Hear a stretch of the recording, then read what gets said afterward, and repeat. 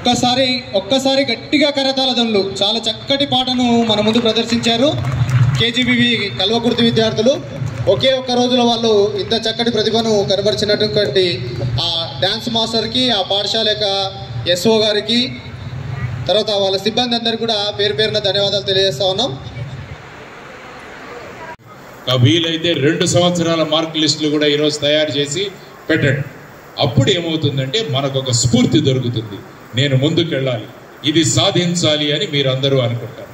ఇంతకుముందు మాధవరెడ్డి గారు చెప్పినట్టు కేవలం మార్కులు వస్తే మాత్రము సరిపోదు, మనిషిలో పరివర్తన రావాలి.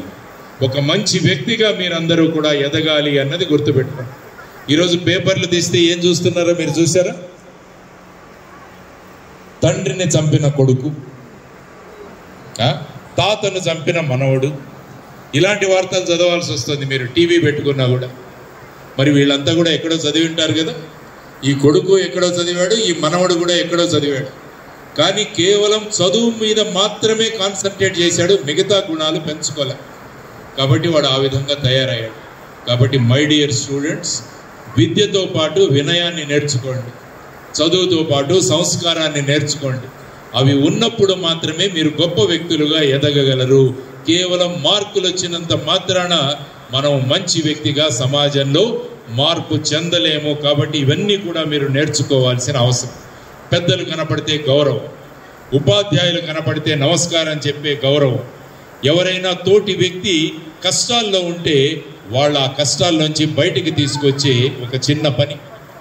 ప్రతి పుట్టినరోజు ఒక మొక్క నాటుదామన్న ఒక సంకల్పం. ఇలాంటివన్నీ మీరు ఆలోచిస్తూ వెళ్ళారంటే మీకు ఒకవైపు చదువు, ఇంకొక వైపు ఈ సంస్కృతి, ఈ 2 కలిసినప్పుడు మీరు బ్రహ్మాండమైన వ్యక్తులుగా మీరందరూ కూడా తయారవుతారు. ఈరోజు సతీష్ రెడ్డి గారు ఆ విధంగా ఆలోచించారు అంటే ఆయన కేవలం తన చదువు మాత్రమే కాన్సన్ట్రేట్ చేయలే, చదువుతో పాటు సమాజం నాకు ముఖ్యము అనుకుని చిన్నతనం నుంచే ఆలోచించాడు. కాబట్టి ఈరోజు సమాజానికి నేను ఏదైనా చెయ్యాలన్న భావనలు ఆయనలో మొదలయ్యాయి. దానికి ప్రధానమైన కారణం ఆయన కేవలం చదువుకుని మాత్రమే మార్కులు మాత్రమే తెచ్చుకొని ఉంటే ఇంగ్లాండ్లోనే ఉండేవాడు ఆయన. ఎందుకంటే అక్కడ డబ్బులు బాగా వస్తాయి.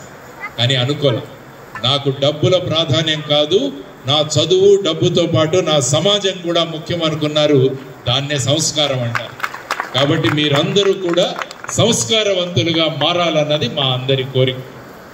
ఎందుకంటే కేవలం చదువున్నవాడు 3వ లక్ష్యం గురించి చెబుతున్నారు.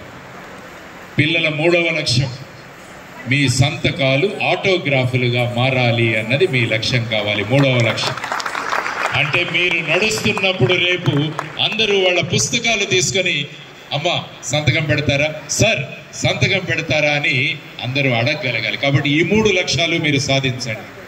అమ్మా నాన్నలు గర్వపడాలి, నేను చదువుకున్న స్కూల్కి, చదువుకున్న కాలేజీకి ముఖ్య అతిథిగా వెళ్ళాలి, నా సంతకాలు ఆటోగ్రాఫ్గా మార్చుకుంటానని ఈ 3 లక్ష్యాలు మీరు సాధిస్తే భారతదేశం నెంబర్ 1 దేశంగా మారుతుంది అని మీరందరూ గమనించాలని చెబుతూ, మంచి భవిష్యత్తు ఉండాలి, ఆనందంగా ఉండాలి, మంచి పౌరులుగా మీరందరూ తయారవ్వాలని కోరుకుంటూ సెలవు తీసుకుంటున్నాను. నమస్కారం.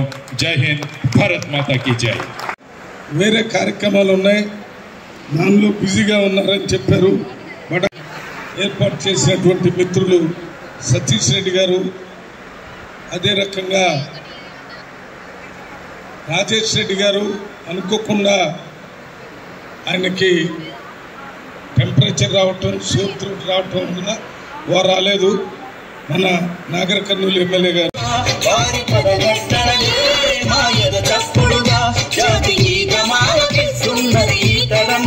వందే మాతరం వందే